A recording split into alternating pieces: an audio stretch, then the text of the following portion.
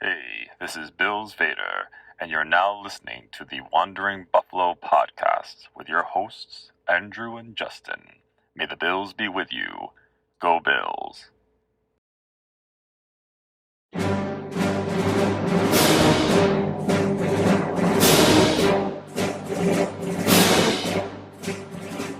Hello and welcome into another episode of the Wandering Buffalo podcast.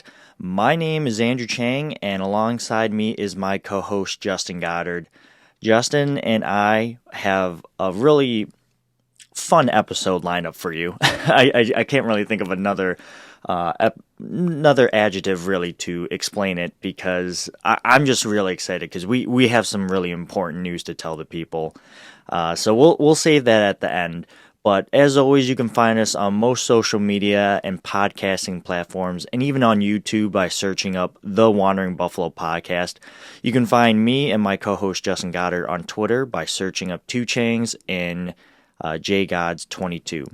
But first, Justin, and as always, how are you doing? I'm doing pretty ducky today. As you mentioned, we got some exciting news we're going to get to later. I got a new setup in progress here. If you're watching this on YouTube, it's not done yet.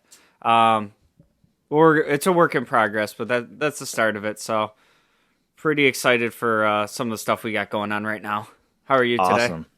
Great. You know, it's another day that goes by, and it's like, oh my God, I just want the Bills season to get here, and we got to go through the draft first. And every day that kind of goes on is like another day towards enthusiasm and anxiety because the draft is one day closer. But then after the draft, that's when the real off season happens because there's no free agency. There's no draft you can look forward to. It's just, when is the week one game happening? When is that home opener game happening? Because that's pretty much all there's left to do except for like OTAs and training camp, which I will 100% be attending. Yeah, you get into the dog days of summer there real quick where you're like waiting for a team's second punter to change hands or something, like just looking for any news. Right. And speaking of news, well, news and rumors, we have a couple of segments to get through, and we're going to talk about rumors, we're going to talk about the Christian Wade release, and then we'll talk about the Bill Stadium. We're going to put that at the end just because at this point it's kind of a beaten horse, and we're not going to belabor that talking point too much. Everyone knows about that. It's awesome. The Bills are here to stay. There's some good things, there's some bad things about that, but we'll get to that. And then at the end of the episode, we'll talk about our 13 reasons of why you should be optimistic for the Bills' upcoming season. But let's talk about the rumors first. So, I saw on social media fairly recently, Justin, that one Stefan Gilmore has drawn interest from the Buffalo Bills. Stefan Gilmore is an ex-Buffalo Bill, which we all know. When we first started this podcast about a year ago, we talked about the most hated and loved Buffalo Bills of all time.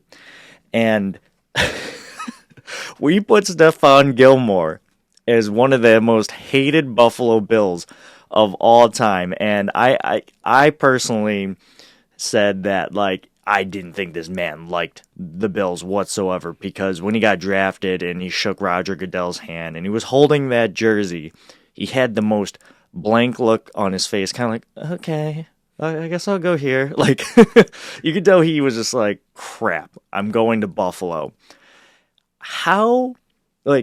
What a turn of events if he chooses to come back to Buffalo now. And obviously it's later in his career. He's not at his prime physical performance levels, but like he's still a damn good cornerback in this league. So I got to ask you right now, would you be happy, upset, or just middle in the road if Stephon Gilmore came back, and why? So I'm going to start by saying I don't see this one happening, and follow it up with, if it does happen, I guess I'd be kind of middle of the road. I I feel like part of the reason he seemed kind of humdrum about Buffalo when he came here originally was, the story of Buffalo at the time. Hadn't been to the playoffs, yada yada yada. We know the whole story, but kind of getting into the idea of Buffalo being a destination, people wanting to come here to chase a championship, become the best version of themselves. All that stuff goes into it. That being said, I think if he was back, he could be an upgrade to what Levi Wallace was last year. I think he's still got some football in the tank. And pairing him up with Trey White sounds not so shabby to me. That would instantly become one of the best cornerback duos in the NFL. Yeah, and you pair that up with Taron Johnson and our elite level safeties. The best safety tandem in the NFL. I like, Yeah, it goes from like being a ludicrous idea in my head to like kind of doing a thought exercise with it. Like, yeah, sign me up. For me, I don't think it's very likely, just kind of due to the fact that I think he's still young enough and talented enough that he's kind of in a position where he can wait this out and see how the draft shakes out. He knows there's going to be those offers from a team like the Bills, like, I don't know, call it like a 1 year, $6 million deal, some $6 million deal, something like that. Like those offers. Don't you think that he could get more right now? I think it kind of went through the first quote unquote waiver to a free agency, and he's still kind of out there. So it tells me that maybe he's thinking he's worth a bit more than the NFL values him at right now. But we see it all the time. A guy like this, I think similar things going to happen with Tyrann Mathieu, where they kind of just wait for the draft to shake out. Somebody was hoping a cornerback fell to them, and it didn't end up happening. So let's go get Gilmore. And I think he could still get somewhere, that 8 to 10 range, and kind of just play the waiting game and see how that plays out for him. And if it doesn't work out to his benefit, sure, you go to a place like Buffalo for a little 1 year, $6 million, prove that you still got it contract, and hit free agency again next year. Well, Brandon Beane has done his homework, and he reached out to Patrick Peterson of the Vikings. And I know that Brandon Beane offered him the league minimum, if I'm not mistaken, to come play for the Bills. Now, obviously, Patrick Peterson wanted to go back to the Vikings. I'm not really sure why he wants to do that. And I listened to the Part of My Take podcast presented by Barstools, and they had on a reporter or an ex-reporter for the Vikings. I'm not really sure. And the GM over there said that they were going through a competitive rebuild. And in the first thoughts that I had with that was, what the hell does that mean? If you're gonna rebuild, don't half measure it. Just do it. Don't. Why kind of soften the blow? If you're gonna rip the Band-Aid off, just do it. That's like ripping the Band-Aid off all the way up to the last little bit of the adhesive that sticks to your skin, and just go all right, I'm gonna give this a second before I do it. Just what are you doing? Just do it. Yeah, just do it. But bringing Cousins back on the 1 year deal, and it's what? It's weird. You're gonna finish between I don't know what, call it somewhere between 6 and 9 wins, miss the playoffs, and you're gonna draft 16th. Yeah. I don't know. Yeah, it's. I don't agree with it, but what works for them might not work for us. So hey, here's to you guys. But in any event, we know that Brandon Beane checked on a guy like Patrick Peterson. It didn't work out. Now it looks like he's dipped his toes in the Stefan Gilmore water, and I'm gonna be honest. If he comes back to Buffalo on his own volition, I'm about it, because of what you already mentioned. Him and Tre'Davious White, opposite corners on each other. That sounds goated. Pair that with the best, and the most underrated safety tandem in the NFL, that just takes this defense already better. We walked into this offseason like, oh, we need serious help at cornerback and defensive end. Well, we got defensive end with Von Miller, right? That's big old check there. The next thing is now everyone's like, oh, we really need a cornerback. You bring in a guy like Stephon Gilmore, that's a big old check to me. And then you have the draft, so you can like pick up some cornerbacks and have these young rookies learn from some guys like Stephon Gilmore and Tre'Davious White and other cornerbacks that the Buffalo Bills have. And you also have to understand and that the Bills let Levi Wallace go. He signed for half of what Spot Rack projected him. Spot Rack said he was like a $10 million player or something like that, and I think he signed up for like $4 million a season or something like that. So the Bills basically said, yeah, no, Levi, it was a good ride, but no. So I think the Bills, if they can get a guy like Gilmore, it's what they wanted. They see that as an upgrade over a guy like Levi Wallace, and I'm not so sure that they're wrong. And this is just me specifically talking about the player and their abilities. Nothing to do with their personalities. I love Levi, and I get why Gilmore has a polar opposite like nature to him when it comes to the Buffalo Bills. But if you're just talking about the player and his skill set, this is an upgrade if it works out. Yeah, I agree. And I think the beauty of something like this, if it were to happen, is you have this guy that was this top flight number one cornerback for how long? And in this situation, you're kind of asking him to be the number two once Trey White's back, and it's Stefan Gilmore as your number two. Like, right. What? And it's kind of more of like a 1A, 1B situation with him and Trey where, we don't have to play this game of like, we don't really do it all that much anyways because we're so zone heavy, but it's not like, oh, they have this number one receiver. Trey's got to take him the whole day. It's kind of just like, run your routes where you want to. We got two number ones out there. Let's go. Yeah. It'd be amazing. It'd be amazing. And yeah, well, I already belabored the point. So let's move on to the next one. So on March 31st, I'm scrolling through my Twitter timeline and I see this page that goes by Zig Francasi. I'm so sorry if I mispronounced your name. Sorry about that, but at Zig Francasi. And he posts this. The Buzzards tell me the Bills may be aggressive in trying to move up in the NFL draft and may move a veteran or two in the process. Next few weeks will be interesting. I gotta say right now, Justin, I gotta ask you right now, does that surprise you that the Bills would, if this is true by Zig, does that surprise you? And if it is true, who do you see the Buffalo Bills moving on from? Because this is a pretty complete team. I don't think there's any bad players on this team. Could you upgrade in some positions? Yeah, of course, but in terms of players and who they are as people, I love every single person on this roster. So if you're Brandon Beane, and if this is true, who are you moving on from?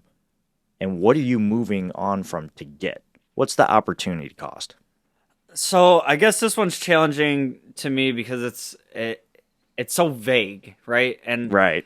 I don't doubt that there could be some truth to it, or like, when the Bills are going to their drawing board, they're like, what if this situation came up where we are offered, this pick for player X and this pick?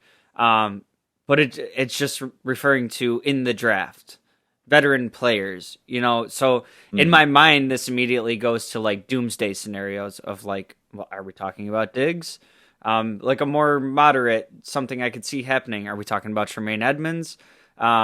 But my mind immediately goes to like we're like trying to get up to top 15 pick to go after somebody, so we have to trade one of these pieces. But when you leave it as vague as veteran, you know, maybe the Bills have their eyes on a couple running backs and Singletary's on the block. So there's a whole just myriad of situations that with how vague this is, it doesn't really help me. The one I kind of concocted in my mind to your question of like if I'm Brandon Beane and this situation is true, in my mind it could conceivably be Tremaine Edmonds. I feel like the Bills love him more than even like his most staunch fans love him. I got to interrupt you real quick. And just to say that Tremaine Edmonds is probably the most polarizing player that the Buffalo Bills have right now. You either hate him or love him. And I'm not so sure why. Like, this is a young kid. He's we're significantly older than him. I'm not saying like by leaps and bounds like 10 years older than him, but this is a young guy. I'm close. His ceiling is so high, and I'm telling you, every time when he's clean in front of him, he does big things. Like I like him. I'm always a half glass full kind of person. But, like, it just seems like everyone wants, when there's an opportunity to jump on Tremaine, people will always be there. And it's just kind of like, come on, guys. Like, I get where you're coming from, but, like, he's not bad. You could do significantly worse than a guy like Tremaine Edmonds. And my fear is if the Bills do move on from a guy like Tremaine Edmonds, if you move on from anyone on this roster, aren't you creating a hole at that position? Like I said, this is a pretty complete team. I find it hard to believe if you move any piece that it's not going to create a hole that Brandon Beane now has to fix. So I don't know. It's going to be a tough one if you ask me. So I don't disagree with a lot of what you said. The reason Tremaine Edmonds kind of pops into my mind is some of the consistency. We haven't really seen him be kept clean and be able to play his position the way it's more intended to be. That's not his fault. Right. But what I'm kind of looking at in this situation is you gave Milano the contract. You've restructured him this offseason, so he's not going anywhere. And if you start looking at, you still have, even if there's small questions about Tremaine Edmonds, you're about to have to give him a bigger contract than you just gave to Milano. I think like $12 million, if I'm not mistaken, fully guaranteed. Yeah, I would say that's on the low end of the annual value, just based on how young he is and his length, his draft pedigree, all of that. So in my mind, it's just kind of like, okay, money's going to start getting tight. Maybe we have a couple lingering questions about Tremaine Edmonds, so why don't we hit the reset button on that? We'll draft somebody this year, have them on the rookie pay scale, look at like a Nakobe Dean, maybe Devin Lloyd. But I think it's I don't think it's one of these players that's kind of, my worm brain goes right to one of our, entrenched starters. So that's kind of the theory that my brain cooked up. But again, I think this is much more likely that it's like one of the more fringe starters, and we're moving up into like the third round, something like that. Right, because the message itself, the tweet, doesn't even specify which round. Right. So we always want to assume it's the first round. Well, Brandon Beane, he's been on record like, if I see a guy, he's my guy, I want to go and get him. And he's done that in multiple rounds. Now, there's the debate out there right now, like, how many draft picks can the Buffalo Bills really roster? And the real answer is here, it depends. we don't really know what the Buffalo Bills and Brandon Beane and company are going to do with said draft picks. We could trade away players moving up. And I'm not gonna lie, when I read this, it gave me more Cordy Glenn and late round draft picks, late round first round draft picks, so we could move up to number 12. And we eventually used that so we could get our guy in Josh Allen. So I don't think that Brandon Beane is necessarily gonna go. Well, maybe. Well, this is the fun part, right? Going top 10 for Sauce. Bruh. that'd be insane. But then we pretty much have to trash the first part of this podcast where we talk about Stefan Gilmore coming in, because then if you get a guy like Sauce, well, could you imagine, dude, Sauce, White, Gilmore, Saucy White Gills? Oof. We're gonna have to work on that. Yeah, we're definitely gonna have to work on Saucy White Gills. We'll figure it out, guys. Let's move on. Do you have anything you want to say before we move on to the next segment? No, I'm good. I don't think there's a chance in hell we're getting up high enough for Sauce Gardner, but hey, man. If he slips, I could see. Well, if anyone slips and they're sticking out on Brandon Beane's board, he's shown the propensity to go like, yeah, okay, I'm doing it. And I guess the most recent example of that would be Jake Fromm in that 5th round, because remember, he said he just kept sticking out over and over, and was like, why is he there? Why is he there? Okay, I'm going to take him. And we obviously know that he went to the Giants, but he's been on record saying, like, if someone sticks out on the board for him, he's going to go do it. So, hey, if a guy like Sauce Gardner or a person of interest to you, the listener, is standing out on the draft board, maybe you and Brandon Beane are like-minded and he'll just jump up and go and get him. And wouldn't that make you happy? But hey, at the end of the day, the Bills are going to be better after the draft. So that's what I'm most excited about. Doesn't matter about the player. I just want a good body to come into the Bills organization and be coached up by this amazing staff. So let's move on to the next segment. And our guy, fan favorite from the UK, Christian Wade, has been released by the Buffalo Bills. Justin, are you upset? Meh. You're mad about it? No, I like Christian Wade, man. Like, he was a fun story. I mean, obviously we had the preseason where he's just looking like the next, I don't know, Barry Sanders. His first or something. touch went straight for a touchdown. Yeah, it was exciting. It was fun. He seemed like a cool dude. Yeah, and it's great. He moved here from England. He's learning the sport at 28 and competing. Granted, it's a fringe NFL level, but he's out there competing. It's fun. It's a good story. Yeah, and it's hard to learn from, what was he playing, rugby to the NFL? Yeah, and that's hard. I think he originally came over at like 28 years old. So, I mean, the deck was pretty much stacked against him. A little long in the tooth, yeah. Here.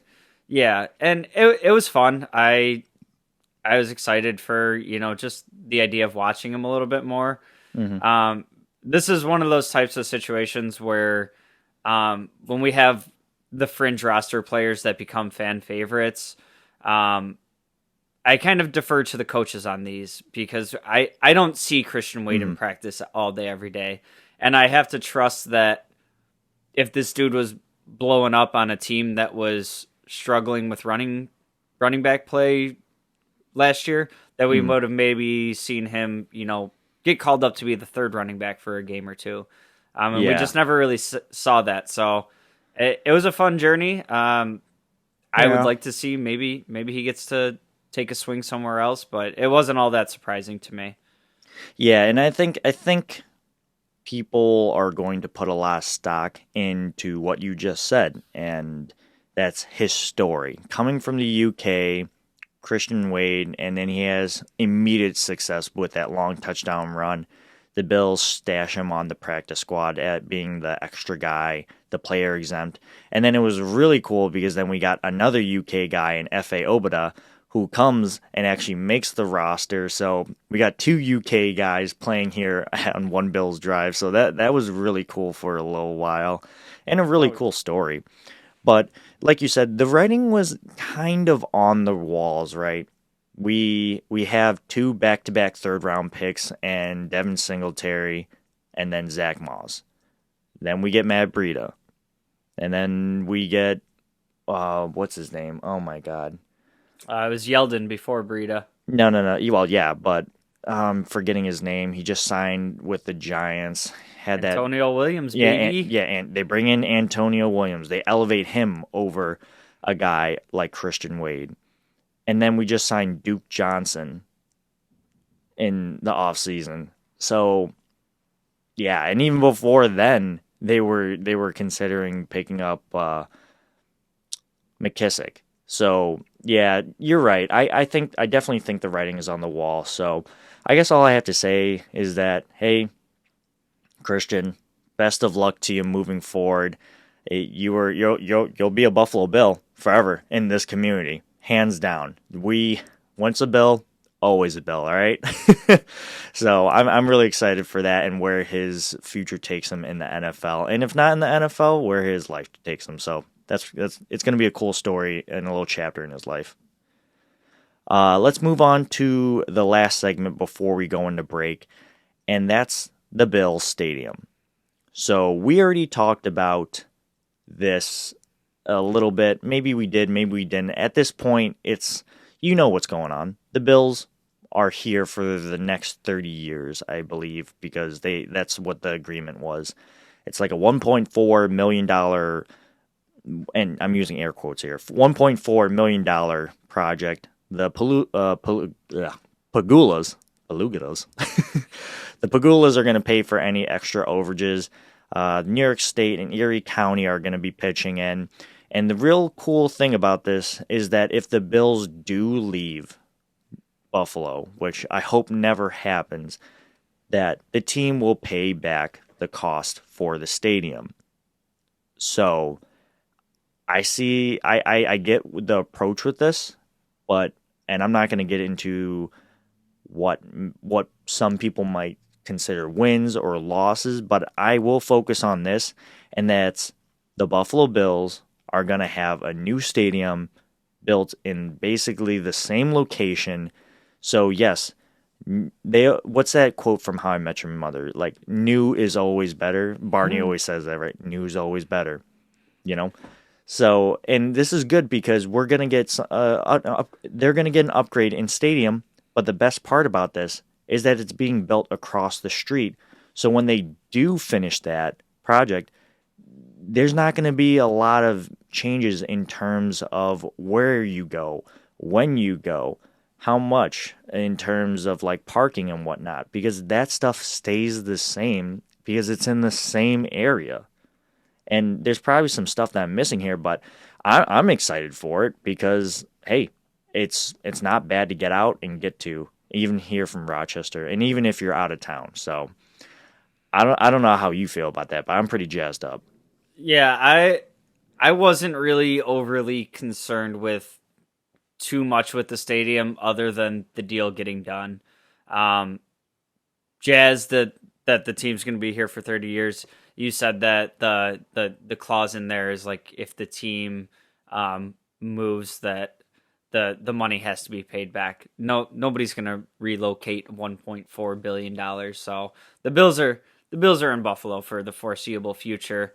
My other big thing is you touched on it. I like that it's still out in Orchard Park.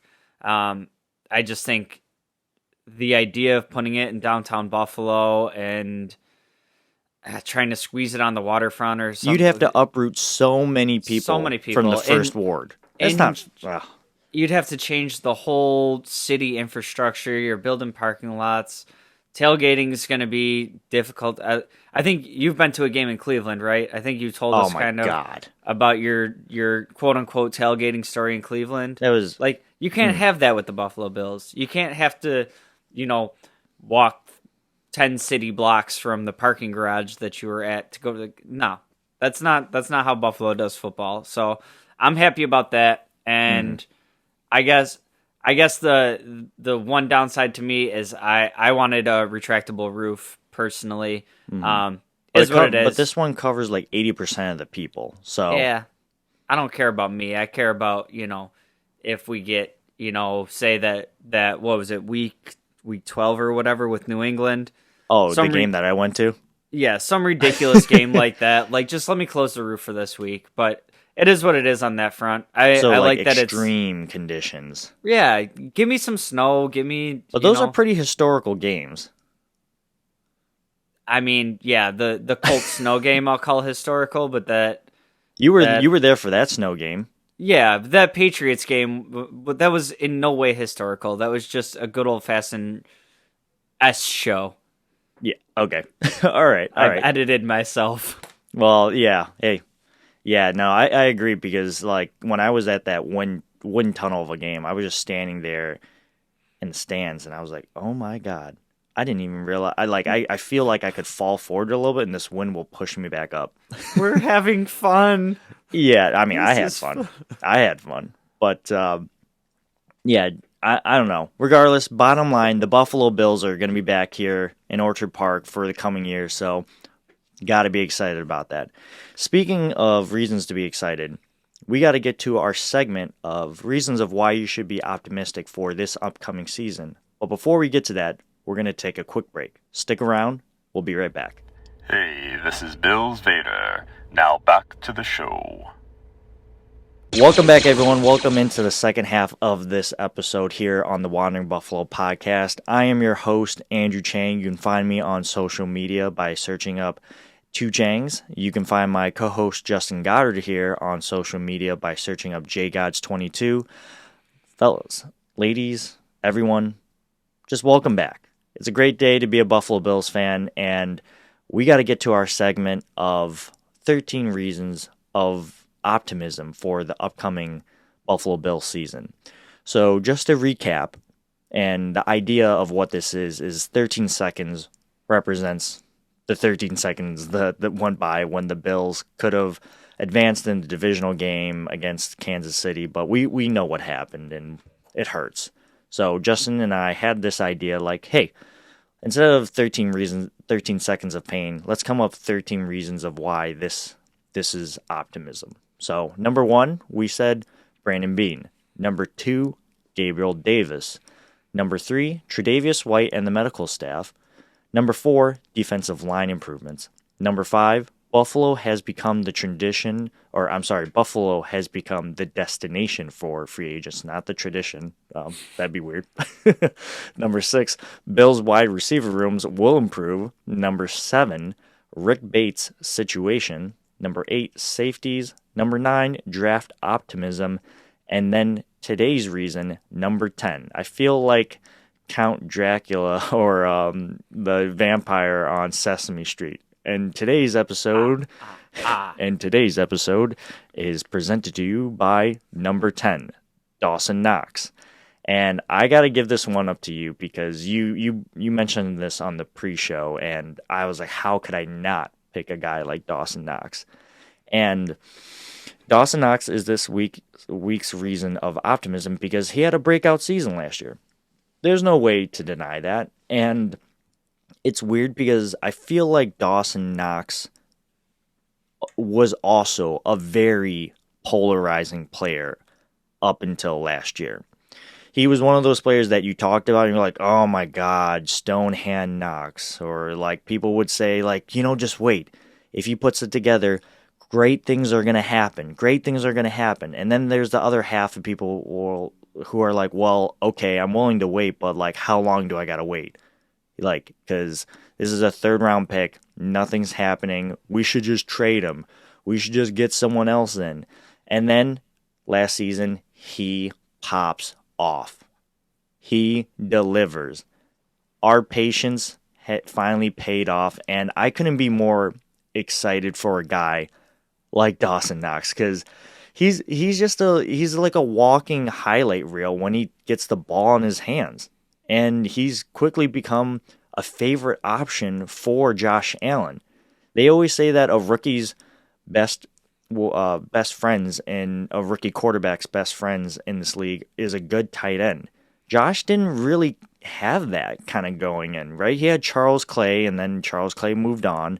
And then we brought in Dawson Knox, and then him and Knox kind of had to develop together. We know the story behind Josh Allen. Then Dawson Knox just hit a huge stride this offseason. And I paired that up with a guy like O.J. Howard. This might be one of the most athletic tight end groups in the NFL. It is the most athletic tight end group in the NFL from pure athleticism. So I don't know how you don't look at this group and get excited. So yeah, that's my long-winded reason of why you should be excited for Dawson Knox. Yeah, Dawson Knox became one of my favorite players on the Bills, and I think part of the intrigue to him for me is just how long we didn't really have that legit number one tight end. Not even talking like, oh, this guy's top 10 tight end in the league. We just like didn't have great tight ends. Yeah, everyone's looking around like, oh, I want Travis Kelce. Oh, I want Kittle. Like, those guys just don't grow on trees, like, you know? And yeah, and I mean, like, I remember drafting, what was his name, Sean Nelson, and getting all excited that he might be that type of player. And I mean, really, like, if you're really thinking about, like, in our lifetime, for me being 31, I think, like, the most productive tight end I remember watching was, like, maybe it was Charles Clay, but maybe Scott Chandler. I was about to say Scott Chandler, and that snow touchdown celebration, that says it all to me. And just, like, where I was as a fan, like, I loved Scott Chandler. But, you know, you stack up Chandler versus what we've been able to see Knox do.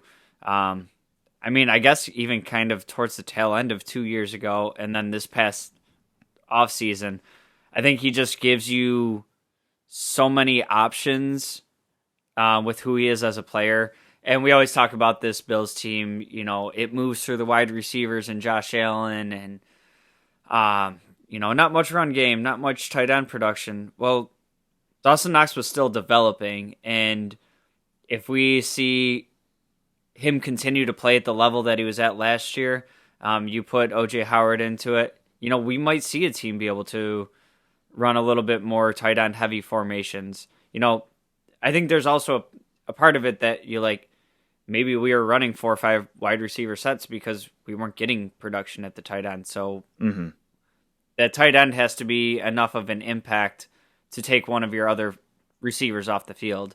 And I think we have that in Dawson Knox, and he's becoming a better blocker and just kind of becoming that all-around tight end. And like I said, it's something that I've never seen in my lifetime, and I think there's going to be a Knox jersey added to that collection this coming season. Oh my God, there's so many jerseys I want, and they're going to bankrupt me, man.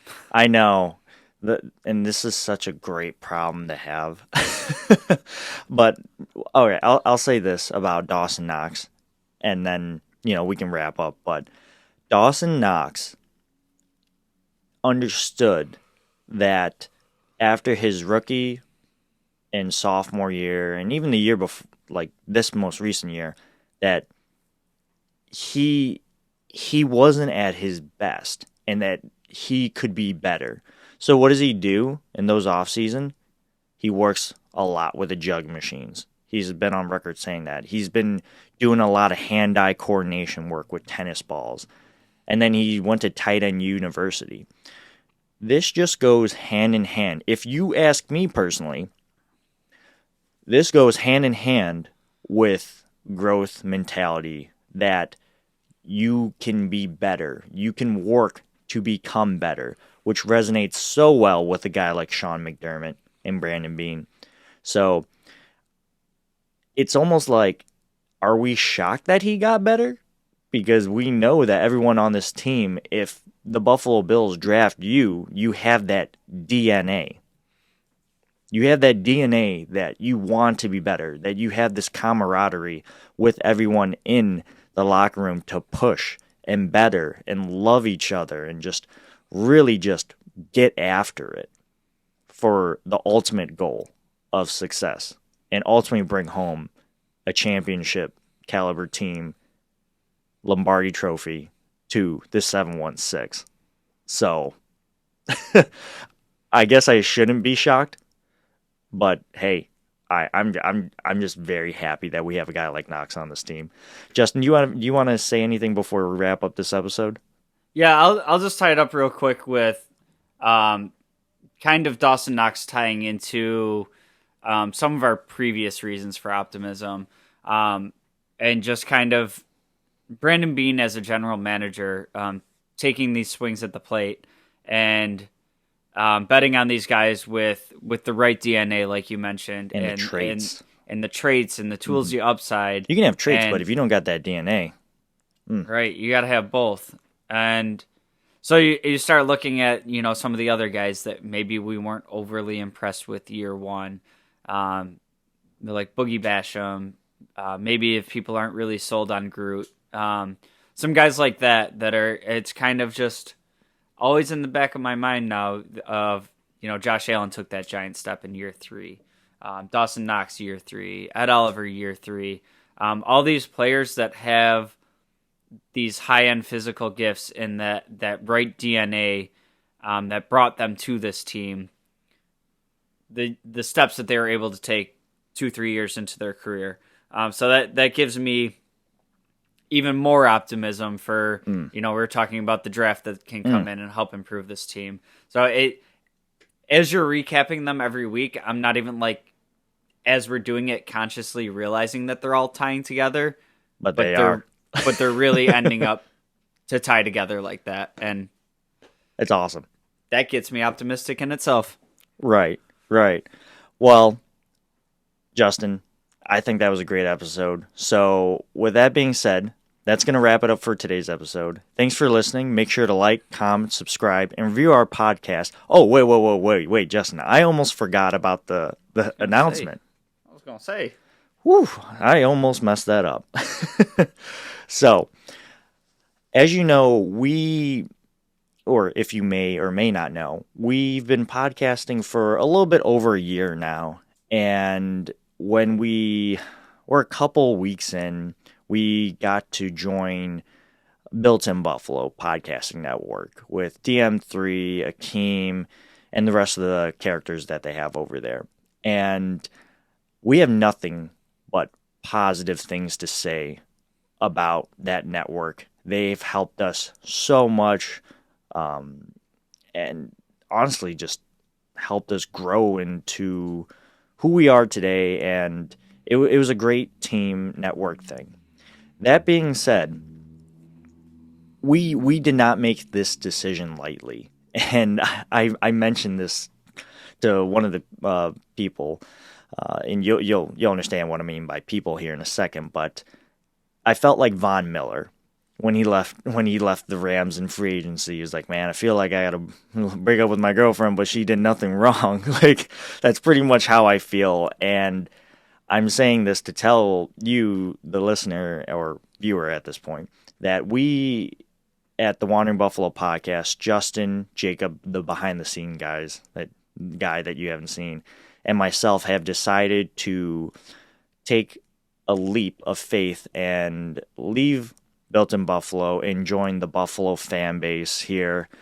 So I'm just very ecstatic, and I got jitters and anxiety, and it's an awesome feeling. It truly is, and I'm just very fortunate to have this opportunity to work with these great people, to work with people like you, Justin, and Jacob, and I just want to say thank you truly from the bottom of my heart, because if you would have asked me a year ago that something like this would have came across our metaphorical desk, I probably wouldn't have believed you. So I'm just happy. I truly am. And like I said, thank you so much, Built in Buffalo, and for everything you've done. But hey, we're part of the Buffalo fan base, Justin. How are you feeling? I'm good. You gave me goosebumps there.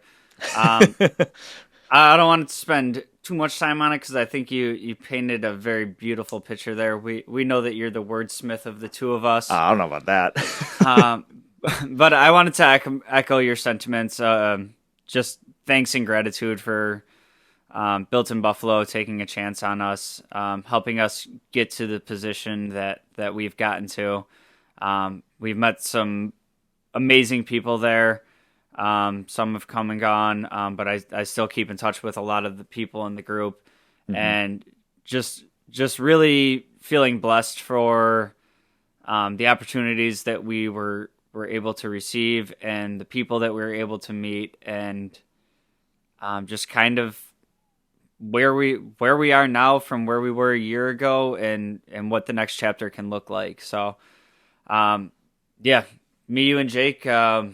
We're all kind of a friend triangle going on that we ended up, getting to know each other all together, and it's been a great marriage of talent. We all have our different things that we thrive in, and really excited to keep working that dynamic into the next chapter here.